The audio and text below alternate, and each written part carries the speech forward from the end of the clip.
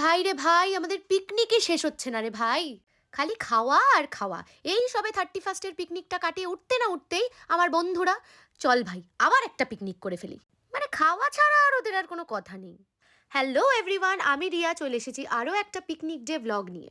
মানে খাওন দাওনের ভিডিও নিয়ে আর কি। সকাল সকাল ফোন এসে গেল, চল ভাই পিকনিক করি। বাজার টাজার করে সন্ধেবেলা হাজির সবাই মিলে। তারপরেই যথারীতি শুরু হয়ে গেল আমাদের পিকনিকের তোড়জোড়। মাংস ধোয়া থেকে শুরু করে সবজি কাটাকুটি এভরিথিং। ঠিক হয়েছিল আমাদের একটা বারবিকিউ হবে, কিন্তু সেই যুদ্ধে তো আমরা সফল হতে পারিনি। তাই আগুনে ছাই ঢেলে আমরা আবার মাংস আর ফ্রাইড রাইসে ব্যাক করি। তারপরে দেখো এই সুন্দর গরম গরম পকোড়াগুলো ভাজছে শ্রেয়সী, কি টেস্টি যে হয়েছিল খেতে।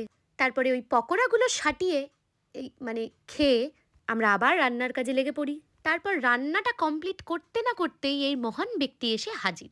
ওর নাকি প্রচণ্ড তাড়া, ওকে খেয়ে এক্ষুনি বেরোতে হবে। তারপর কোনো রকম আধা সেদ্ধ করা মাংস দিয়ে ওকে খেতে দেওয়া হলো। তারপর এখানে রেডি হচ্ছিল আমাদের প্লেটগুলো, মানে স্পেশাল লোকজনের প্লেট আর কি।